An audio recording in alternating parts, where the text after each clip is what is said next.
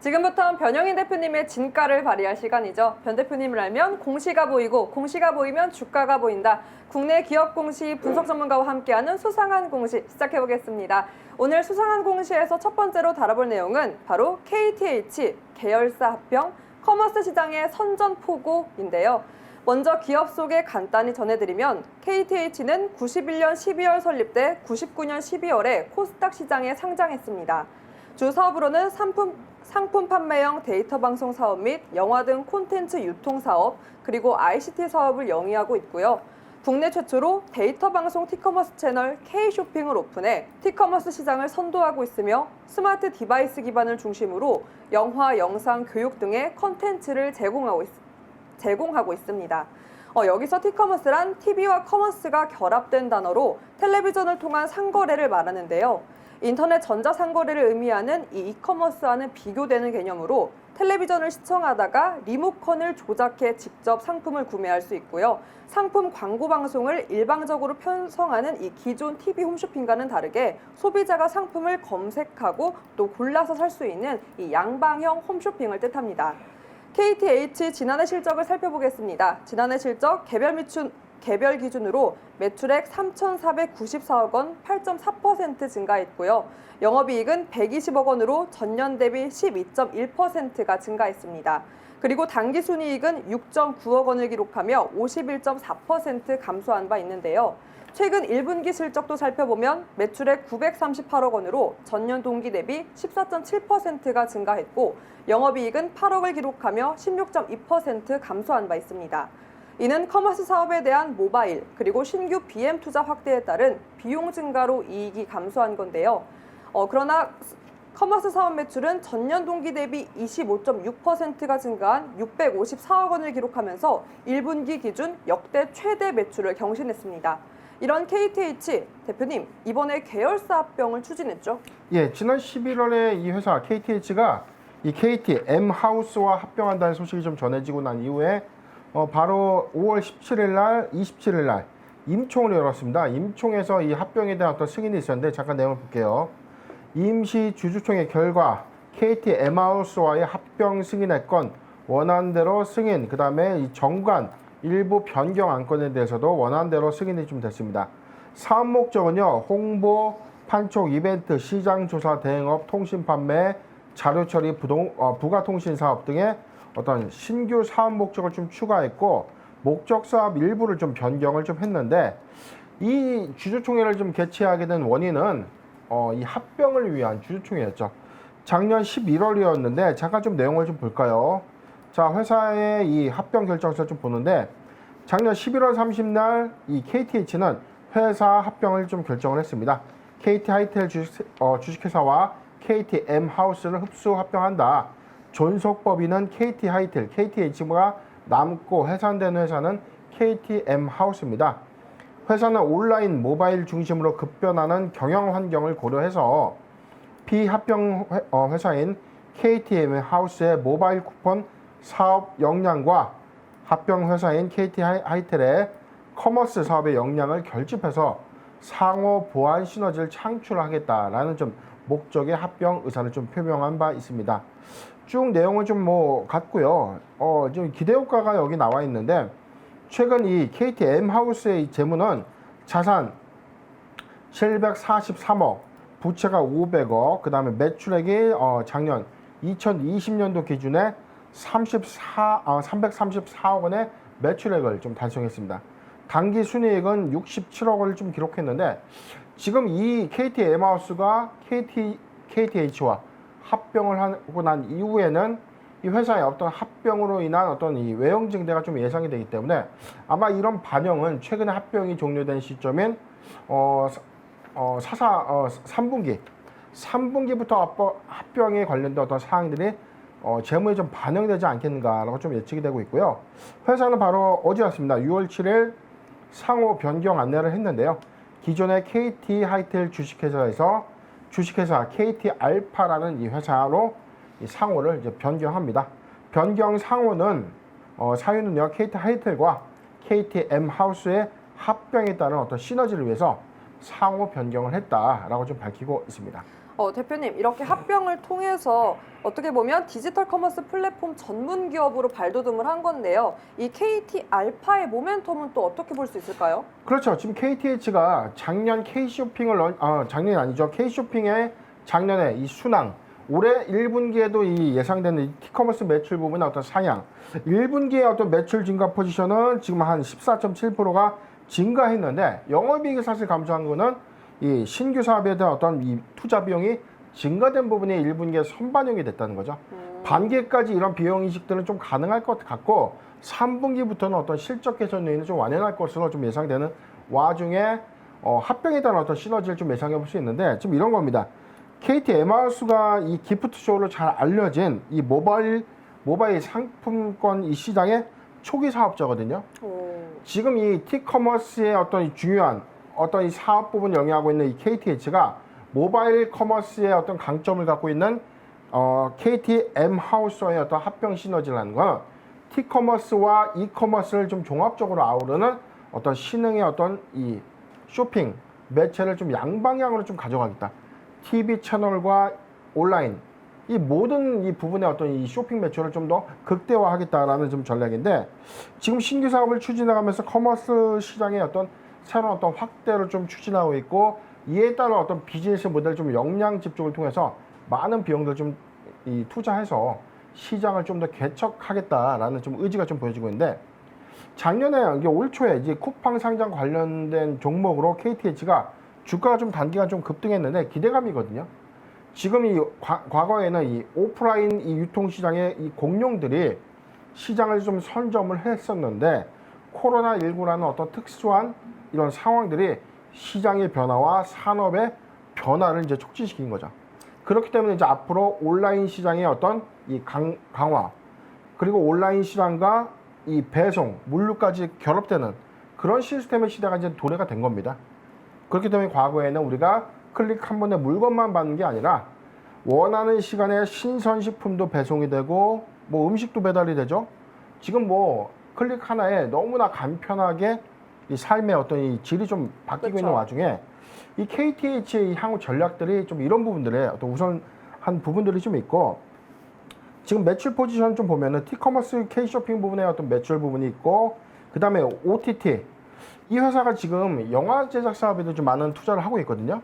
그렇기 때문에 지금 향후에 우리가 쿠팡을 우리가 견주어 봤을 때 유통과 OTT 시장으로서의 어떤 새로운 어떤 이 사업을 좀 더 다각화하는 종합적인 어떤 플랫폼화하는 그런 어떤 이 비즈니스 모델의 움직임들이 좀 나오고 있는 와중에서 KTH도 이런 변화에 순응해서 좀 대응하는 것 아니냐. 그렇기 때문에 KT 엠하우스와의 어떤 합병은 추후 3분기 이후에는 사업적 시너지가 좀 분명해 보인다라고 좀 정리가 되는 대목입니다.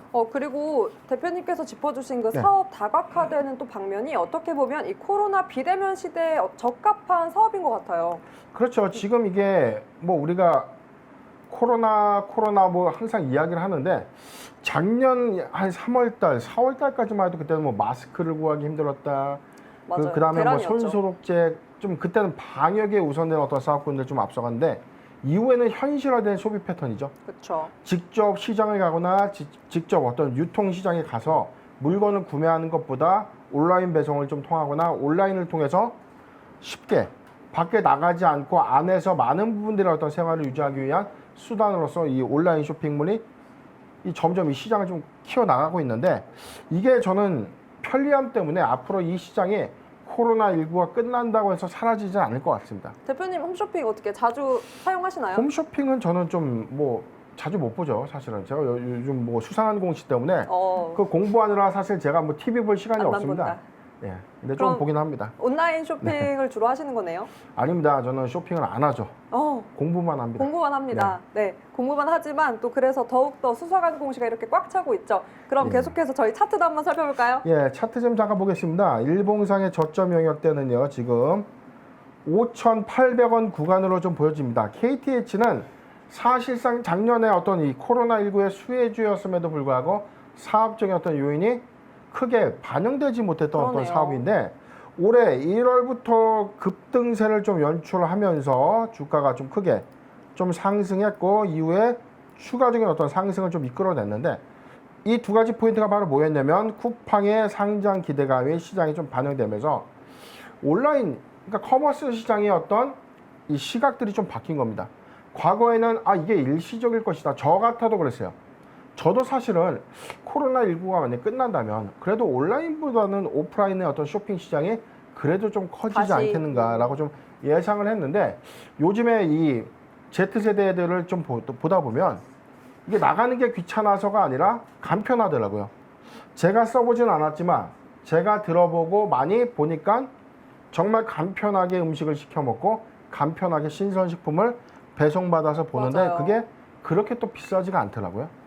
그런 어떤 이점들이 조금 경쟁력을 좀 갖게 된다면 충분하게 이 온라인 시장에서 물류 시스템을 좀 더 간소화한다면 그동안 우리가 물건을 옮겨서 쟁여가지고 물건을 팔던 시대에서 바로 원스톱으로 배송으로 이어진다면 물류비의 절감 효과를 가격의 어떤 인하 효과를 좀 가져가는 베네핏이 된다면 충분한 어떤 경쟁력이 있는 요인으로 좀 작용할 것 같은데 그 모멘텀도 그럼 충분하네요.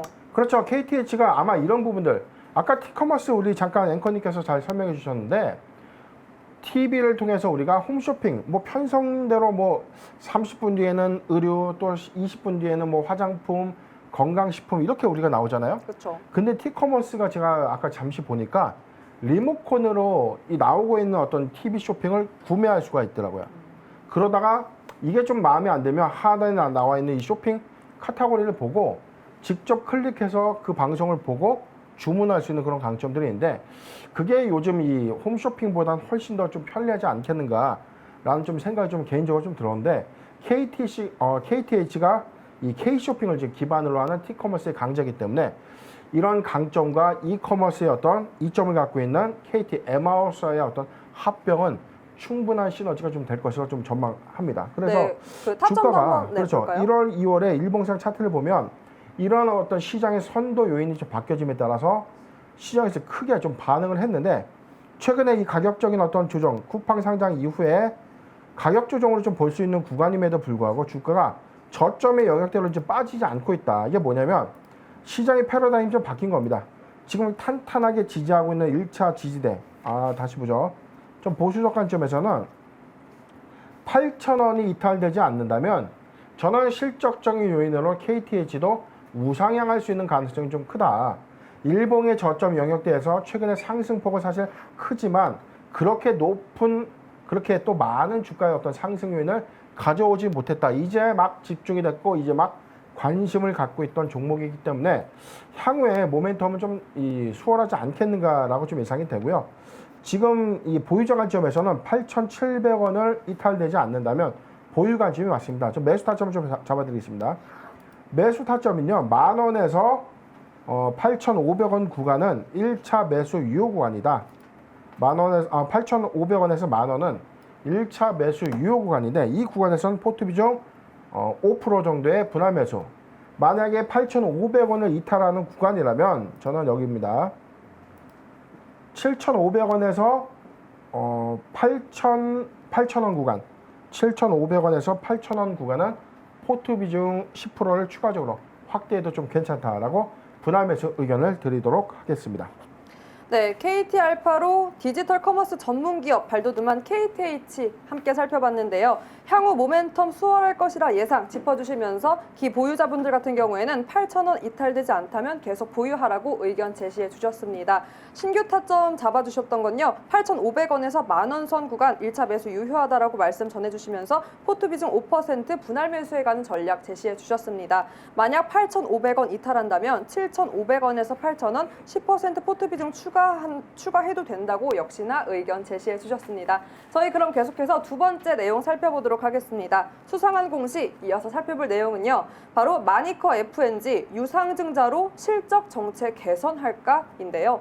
자세히 살펴보면 2004년 5월 설립된 마니커 FNG, 2019년 8월 코스닥 시장에 상장한 회사입니다.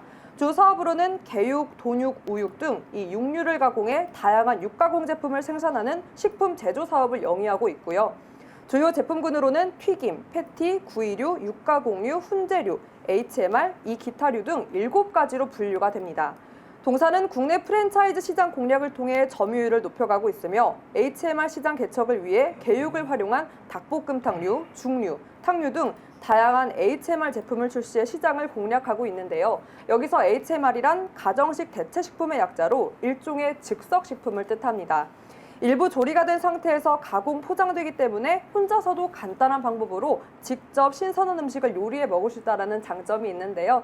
네, 현재 우리 식탁에서도 자주 볼 수 있는 음식이죠. 네, 마니커 F&G 지난해 실적을 살펴보면 개별 기준 매출 922억 원, 영업이익은 37억 원, 순이익은 33억 원을 기록했습니다. 그리고 2019년보다 매출, 영업이익, 당기순이익이 감소한 형태인데요.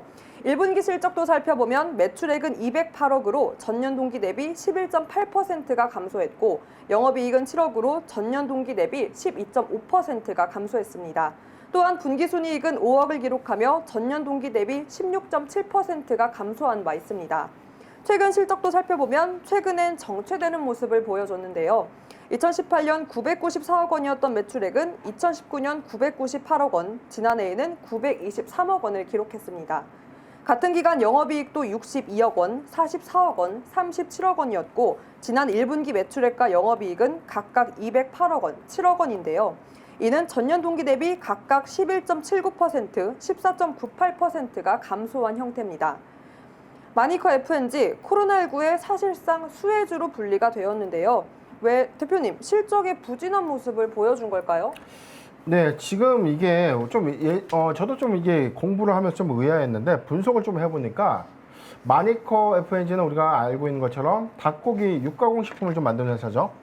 그런데 코로나19의 어떤 수혜주일까요? 피해주일까요? 우리 앵커님이 좀 보시기에 어떨까요? 저는 이렇게 대체식품이 일단 대표 음식으로 들어가 있고 제가 자주 또 사람들이 먹는 고기 가공품이라고 해서 수혜주라고 생각을 했는데 아닐까요? 그렇죠. 코로나19의 수혜주로 좀 예상을 했죠. 왜냐하면 네. 치킨 판매도 호조가 있었고 그만큼 가정에서 해먹는 음식을 해먹거나 지금 간편식들을 많이 이용해서 집에서 많이들 생활을 했지 않습니까? 맞아요. 그렇기 때문에 코로나19의 수혜주로 좀 예상을 했는데 작년까지만 해도 그랬습니다. 그런데 오히려 작년에 실적 발표를 좀 해보니까 오히려 실적이 좀 좋지 못했죠. 2020년도 실적이 뭐 지금 이 당기순이익, 그 다음에 영업이익 모두가 좀 감소했고 1분기에도 지금 이 매출액과 영업이익, 그 다음에 분기순이익이 한 15%, 16%대 감소를 좀 해왔기 때문에 저도 왜 그렇다면 이게 요인이 어떤 그러게요. 문제가 좀 있었는가라고 좀 조사를 해보니까 다름이 아니라 지금 이 가격, 원가율의 어떤 이상입니다. 지금 좀 조사한 결과 좀 제가 좀 말씀드릴 건데 실적 정체의 가장 큰 원인은요 6개의 가격의 정체다. 지금 이 시장에서 우리가 소비자가로 사 먹는 이 닭 가격은 좀 매우 비싸게 좀 느껴지지만 산지 가격은 좀 엄청나게 저렴합니다. 지금 보니까 6개의 가격의 정체와 함께 생산량이 좀 생산량 부족 등으로 좀 풀이가 됐다.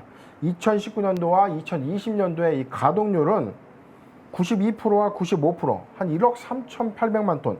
그렇다면 가동이 안 된 게 아니잖아요. 95%의 가동이라는 거는 그래도 꾸준하게 생산을 잘 해왔는데 이게 작년에 AI, 조류 인플루엔자로 인해서 지금 계란값이 많이 비싸졌지 않습니까? 그렇죠. 지금 즉 이 닭을 많이 이 살처분하면서 이 생산량, 즉 판매에 대한 어떤 이 호조가 좀 이 타격을 좀 입었다. 그런 이렇게 좀 원인이 얘기하고 있었네요. 있고 영업이익률이 저하된 부분에 대해서 어떤 수익성이 좀 저하됐다.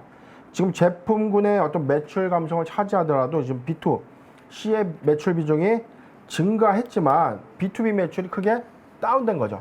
지금 대면 매출이 좀 감소하고 온라인 매출에서 어떤 이 매출군이 크게 좀 상향했지만 실질적으로 어떤 이 산지에서 직접 출하되는 어떤 닭의 어떤 원가율이나 매출의 어떤 비중들의 어떤 마진폭은 크게 개선되지 못했다. 그 다음에 지금 회사가 이로 인해서 이 대규모 유상증자를 배경인데 설비 투자, 지금 원가율에 대한 어떤 문제 때문에 설비 투자를 통해서 원가에 대한 어떤 경쟁력을 좀 갖겠다라는 의미인데 잠깐 내용을 좀 볼까요?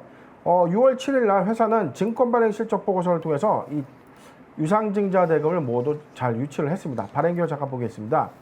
지금 238억 5천만 원의 주주 배정 그리고 실권주 일반 공모 방식의 유상증자를 모두 청약한 겁니다. 청약 배정에 관련된 사항에 대해서는 6월 7일 납입이 모두 됐고요.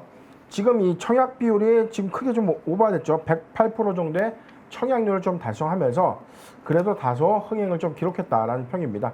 최대 주주인 팜스토리가 22.1%의 유상 신주에 신주를 좀 인수하면서 전액 참여를 좀 했고요. 지금 조달된 자금의 사용 내역 잠깐 보겠습니다. 지금 238억 5천만 원의 이 금액 유치를 하고 발행가액은 4,770원.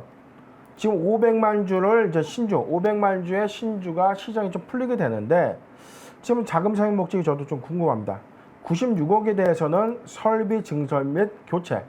지금 노후화된 어떤 설비와 자동화 설비를 좀 도입해서 원가 경쟁률을 좀 높이겠다라는 회사의 전략 때문에 설비 증설과 교체 작업으로 96억이 배정되고 105억 원의 차입금, 즉 부채를 좀 갚는데 사용하겠다. 37억 4,200만 원은 원재료 구매와 신제품 개발비에 비용을 배정을 하게 된 겁니다.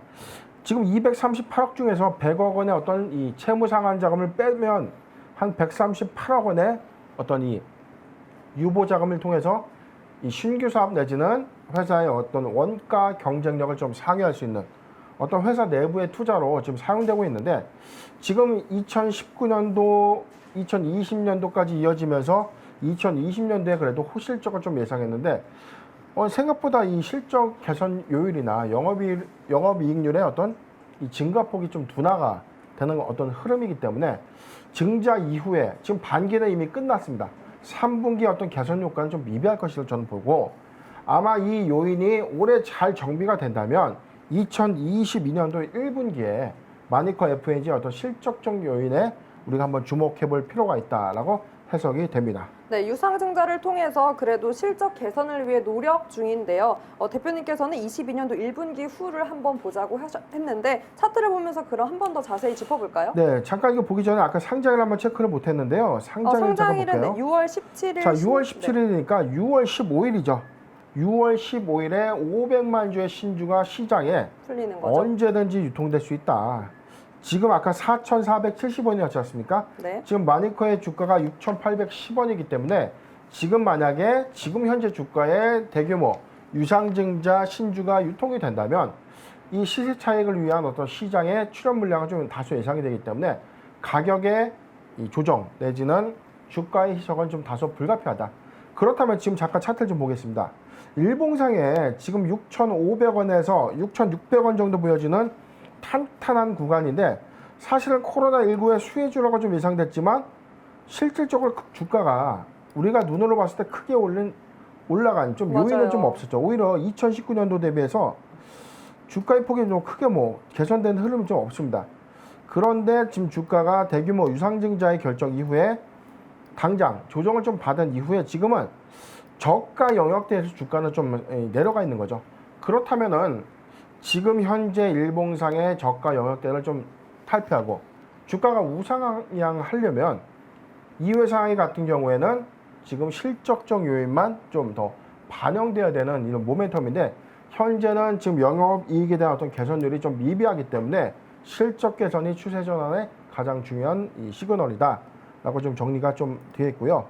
지금 차트상에서는 이 가격적으로는 일봉상의 저점의 영역대이기 때문에 6,500원에서 7,000원 구간은 매수해도 괜찮은 구간입니다. 그런데 유상증자라는 단계 주가 가치 희석 요인을 가져올 수 있는 물량이 6월 17일 날 상장될 수 있기 때문에 저는 충분하게 유상신주가 시장에 유통되고 난 이후에 한 번 더 우리가 가격 조정이 거쳐지는 구간에 매수를 한번 고려해 볼 만하고요.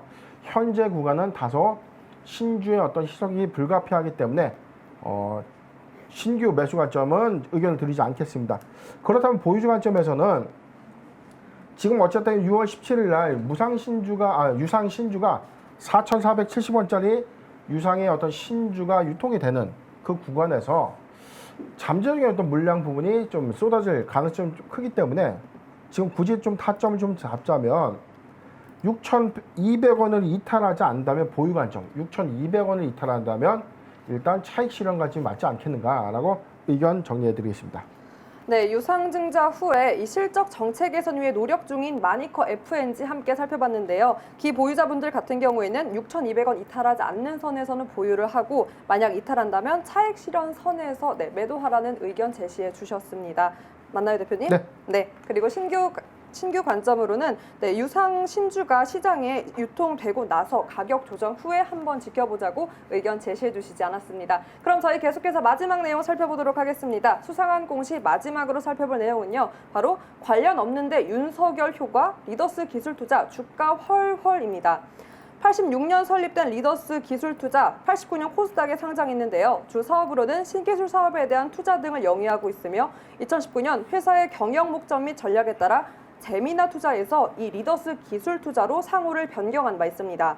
기술 사업자에 대한 투자는 주식 인수, 전환사채 인수, 투자 조합 출자 및 관리, 그리고 특정 프로젝트 투자, 기투자한 벤처기업 또는 중소기업의 자금 지원 등의 형태로 진행 중인데요. 최근 실적을 살펴보면 잠정 실적 연결 기준 매출액 357억 원으로 전년 동기 대비 301.5%가 증가했고 영업이익 86억 원과 순이익 93억 원을 기록하며 흑자 전환한 바 있습니다. 네, 리더스 기술투자 최근 주가 급등으로 조회 공시 요구를 받았죠? 예, 6월 4일 날 지난주 금요일이었습니다. 리더스 기술투자는 조회 공시 요구가 있었는데요. 잠깐 내용 보도록 하겠습니다.